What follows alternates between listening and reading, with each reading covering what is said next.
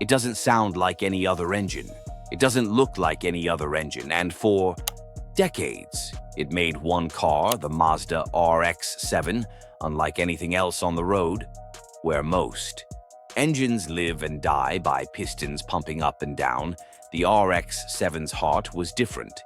It was a Rotary, a Wankel, a spinning triangle that defied convention. It revved higher, sang louder, and delivered a silky smoothness that piston engines could never match. To car enthusiasts, it wasn't just an engine, it was a statement. The Mazda RX-7 became a legend, not because it was the fastest or the most powerful, but because it was different. It offered a driving experience that was raw, mechanical, and almost otherworldly.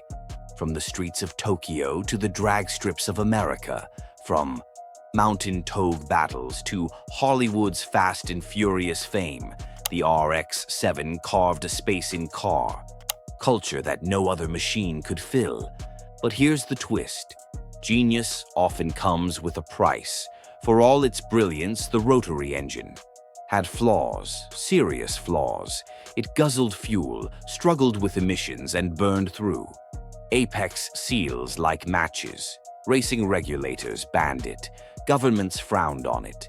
And in the end, even Mazda itself had to walk away from the creation that had once defined its soul. The RX-7 story is not just about engineering. It's about ambition, triumph, heartbreak, and the eternal question: was the Rotary engine a stroke of genius or a fatal flaw? Birth of the Rotary dream, Felix Wankel's vision and Mazda's gamble. Every revolution begins with a dreamer, and for the Rotary engine, that dreamer was Felix Wankel. A German inventor unlike any other, Wankel wasn't interested in improving piston engines. He wanted to replace them entirely. To him, pistons, rods, and valves were clumsy, relics of the past. Why should power come from something so noisy, heavy, and inefficient? His vision was radical, an engine that didn't bounce parts up and down, but instead spun in smooth, endless rotation. At the heart of his idea was a triangular rotor orbiting inside an oval housing. As it moved, the chambers expanded and contracted, pulling in air and fuel, compressing it, igniting it, and exhausting it, all in a seamless cycle. No reciprocating parts, no wasted motion. In theory, this design was lighter, smaller, smoother, and capable of reaching sky-high RPMs without breaking a sweat. It was elegant, futuristic, and decades ahead of its time, but theory is one thing. Reality was another. When Wankel first presented his concept, automakers were intrigued, but only for a moment.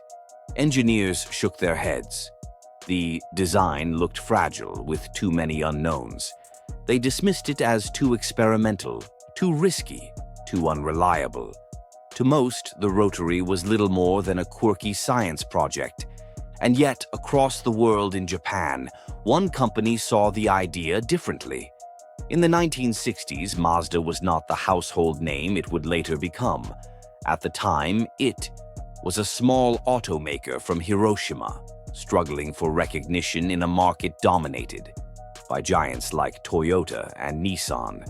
Mazda's executives knew they couldn't win by following the same path as their rivals.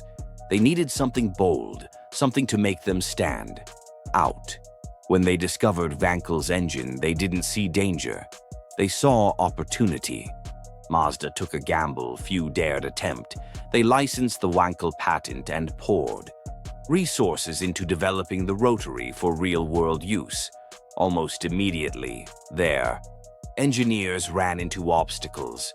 Early prototypes were disasters, engines that overheated, leaked oil, and tore themselves apart within hours. Mechanics joked that the Rotary's only consistent feature was how quickly it failed, but Mazda didn't quit. Instead, they doubled down, determined to tame this wild idea. Year after year, teams of engineers tested new materials, redesigned seals, and refined every part of the system. Slowly, the impossible began to take shape. Finally, in 1967, Mazda unveiled the result of its persistence: the Cosmosport 110S, the world's first rotary-powered sports car. Sleek, futuristic, and unlike anything else on the road, the Cosmo was a statement of intent. While other manufacturers had dismissed the Rotary as a dead end, Mazda had made it real and reliable enough for production. For Mazda, this wasn't just another car launch, it was a declaration. By betting everything on Wankel's unorthodox vision, Mazda announced to the world that it would not be just another follower in the auto industry.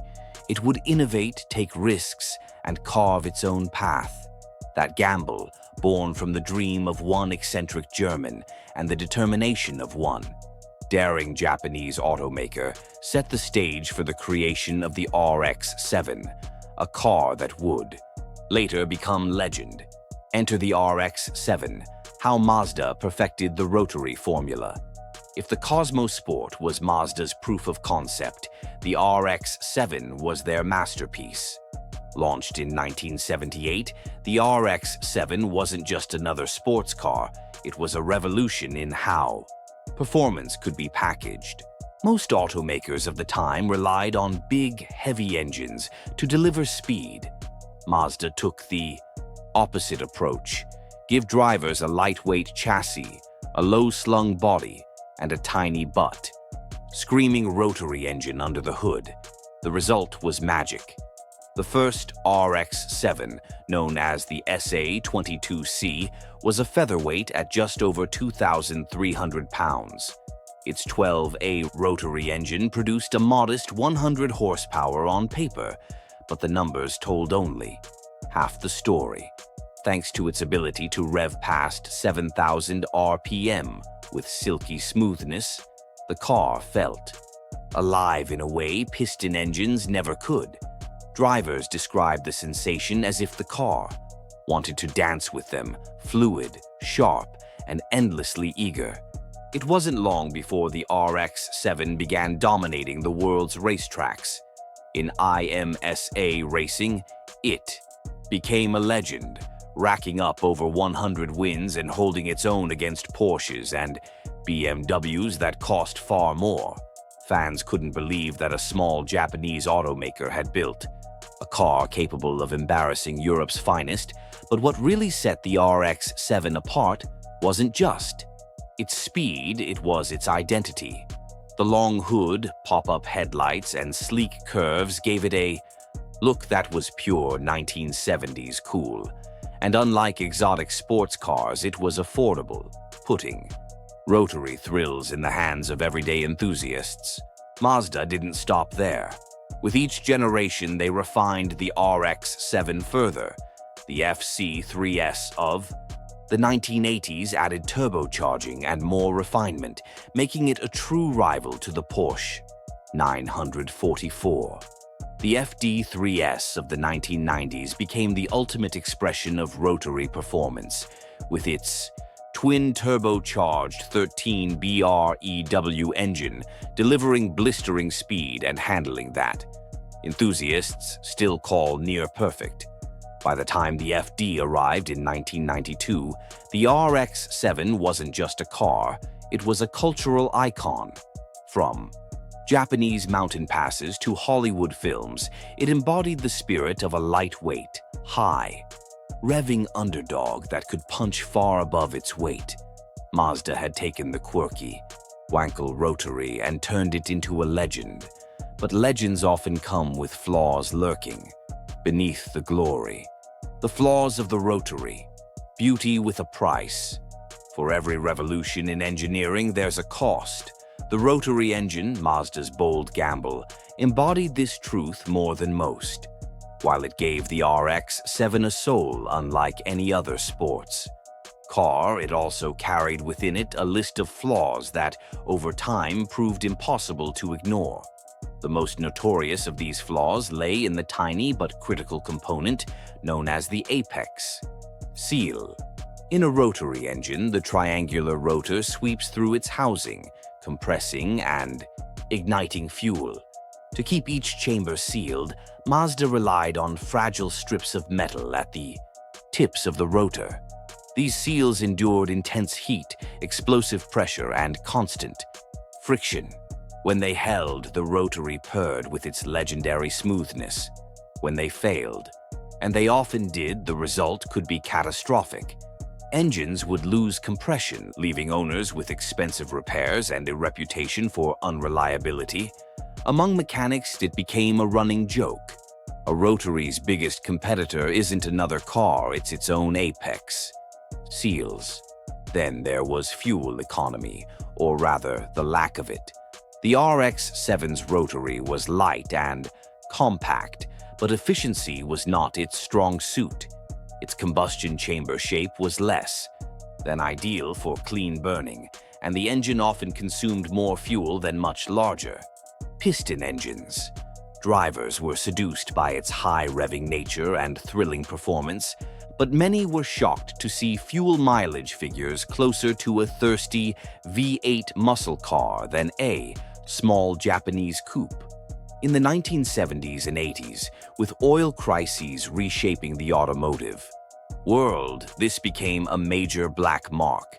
Alongside poor economy came emissions troubles. The rotary's incomplete combustion led to higher hydrocarbon output, an environmental headache as governments around the world tightened regulations.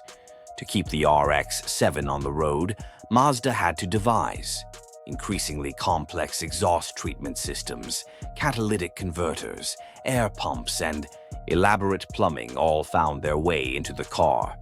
These additions added cost, weight, and complexity, chipping away at the engine's original simplicity. It was a constant tug-of-war between Mazda engineers and regulators, but perhaps the rotary's most dangerous.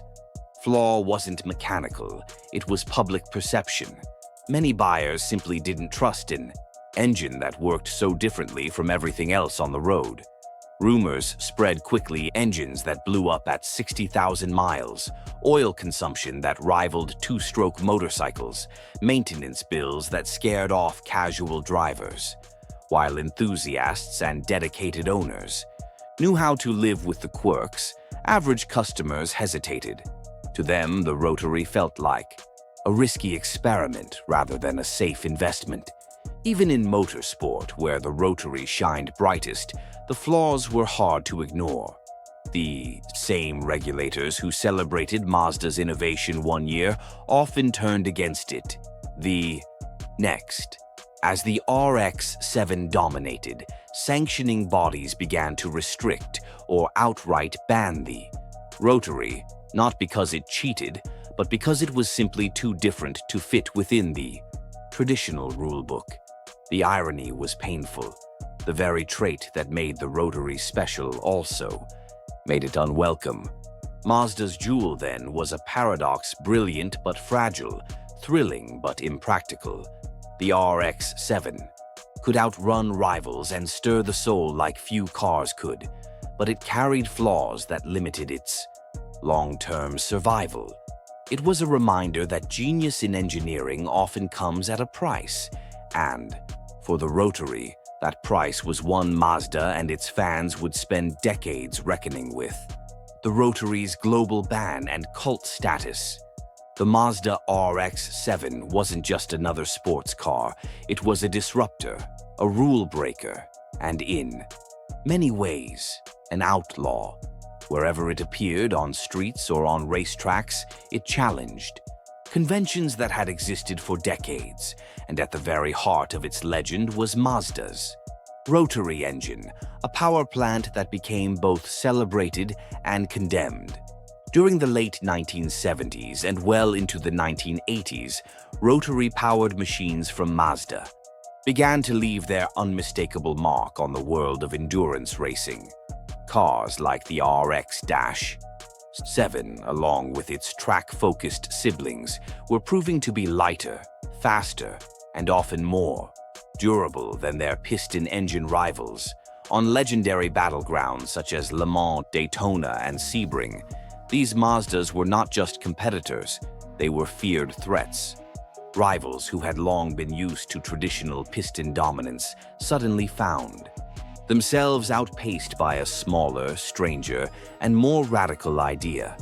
The problem for the regulators was that the rotary engine's unique power-to-weight ratio gave it an advantage they hadn't accounted for in their existing rules. Unlike piston engines, which had a natural balance of power and bulk, the rotary offered similar horsepower at a fraction of the weight. This imbalance sparked debates in boardrooms and rule-making committees. How could racing bodies ensure fair competition when one design seemed to exploit the rulebook's blind spots? The answer came in the form of restrictions. In some racing series, officials imposed heavy burdens on Mazda teams to even the playing field. Restrictor plates were added to choke off airflow and reduce power output. Weight penalties were mandated, forcing teams to carry unnecessary mass simply because of the engine they chose to run. The rotary wasn't banned outright everywhere, but it was deliberately handicapped, and in other cases, the punishment went further. Some sanctioning bodies simply outlawed the rotary entirely. The most dramatic and memorable example came in 1992, when the FIA, the governing body of endurance racing, officially banned rotary engines from top-tier competition. For Mazda, the decision was crushing. Just 1 year earlier, in 1991, they had shocked the world with the impossible. The Mazda 787B, powered by a 4-rotor engine, won the 24 Hours of Le Mans. It was a moment of pure triumph, marking the first and only time a Japanese manufacturer had claimed victory at the event. Mazda had proven the rotary could not just compete, it could conquer. And yet, instead of ushering in a new era of dominance, that achievement was followed by a door slammed firmly shut. For regulators, the rotary was a loophole that needed to be closed. For fans, however, it became something else entirely. What governing bodies saw as a problem, enthusiasts saw as magic. The bans and restrictions only fueled the rotary's cult status. To Mazda devotees, the RX-7 and other rotary-powered cars weren't merely vehicles. They were underdogs, machines too radical, too quick, and too unique for the establishment to tolerate. The high-pitched wail of a rotary engine screaming down a straight wasn't just noise. It was a badge of rebellion. Street culture picked up the same energy. Across the world, from Tokyo's midnight expressways to American drag strips and tuner garages, the RX-7 became a legend. Its lightweight chassis, compact proportions, and rev-happy rotary motor made it a perfect canvas for modification. Tuners could extract mind-bending levels of power, and the engine's screaming nature made every build feel alive. The very fact that motorsport bodies had banned the rotary only elevated its reputation further. It became known as the forbidden weapon, too dangerous for official racing, yet too irresistible for drivers and fans to ignore. Ironically, what the establishment considered a flaw, the rotary's unorthodox design, became the very reason it was immortalized. For fans, the rotary was never just an engine. It was an idea, a philosophy. It symbolized thinking differently, rejecting conformity, and proving that success could come from daring innovation rather than tradition. The bans may have taken the rotary off official grids, but they could never erase its spirit. Instead, they enshrined it in legend. In the end, the RX-7's journey from racing outlaw to cultural icon proved one thing. Sometimes the very traits that make you an outcast are the same ones that make you unforgettable.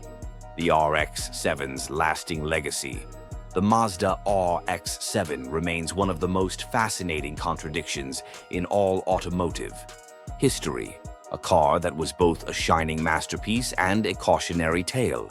Few machines have managed to embody such extremes at once: brilliance and fragility, genius and flaw, triumph and tragedy. On one side, the RX-7 represented bold innovation, a sleek, lightweight sports car that dared to challenge convention. On the other, it carried a heavy burden of doubts, reliability issues, strict regulations, and the harsh realities that inevitably arise when radical ideas meet the demands of real-world production. At the very heart of this contradiction lay the Rotary engine itself, the soul of the RX-7 and the very reason it stood apart from every other sports car of its time. Unlike piston engines, which relied on repetitive up-and-down motion, the Rotary was compact, simple in appearance, and capable of revving to extraordinary limits. It gave the RX-7 a driving character no piston engine could replicate. Owners often described it as a kind of magic and effortless surge of power delivered in a smooth, linear rush. And then there was the sound. The high-pitched wail of the Rotary, especially at the top of its rev range, gave the RX-7 an identity all its own. Every drive felt like an event, every acceleration a reminder that this was not just another sports car. Yet this same Rotary engine that gave the RX-7 its magic also cast the shadows that followed it throughout its life. Its flaws were undeniable. Oil consumption was high, sometimes alarmingly so. Fuel economy figures were poor, often comparable to much larger V8s, undermining the RX-7's image as a small, efficient sports machine. Emissions were another battle altogether. As global standards tightened, the Rotary's design, with its incomplete combustion and high hydrocarbon output, became increasingly difficult to defend. Regulators demanded fixes, and Mazda was forced into a constant cycle of engineering workarounds to keep the RX-7 road legal. For owners, the experience was bittersweet. When the Rotary was working, it was glorious. But when apex seals failed, when maintenance costs climbed, or when fuel bills stacked up, the magic came at a price. This duality gave the RX-7 its reputation, adored by fans, doubted by skeptics, respected even by those who never owned one. And yet, to reduce the RX-7 to only its flaws would be unfair. For Mazda, this car was more than just a product. It was a statement of identity. The RX-7 proved that innovation didn't require the backing of corporate giants or endless funding. Mazda, a comparatively small manufacturer, had dared to challenge tradition. It had embraced risk, chosen the unconventional path, and in doing so, carved a place for itself in automotive history. The RX-7 story is also one of inspiration.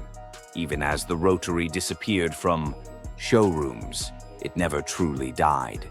Enthusiasts carried the flame, keeping cars alive on streets, racetracks, and tuning garages around the world. Collectors began treating the RX-7 not simply as a used sports car, but as an icon of daring. Tuners pushed its limits further, proving repeatedly that this flawed design could deliver breathtaking performance when cared for correctly. Today, the RX-7 stands as something far greater than the sum of its parts. It is remembered, not for perfection, but for personality. It was the underdog that won on the world stage, the misfit that challenged giants, and the machine that gave countless drivers an experience they would never forget. Its legacy is not about statistics or reliability charts, it is about spirit. The RX-7 reminds us that greatness doesn't always come from being flawless. Sometimes, it comes from daring to be different, from taking risks that others won't, from standing apart even when the odds say you shouldn't. In that sense, the RX-7 is eternal. Every time one fires up and that distinctive rotary wail echoes through the air, its story continues. Imperfect, yes, but unforgettable. If you enjoyed this incredible story, don't forget to hit the like button, share it with your friends, and subscribe to the channel for more epic automotive adventures. Your support keeps these stories alive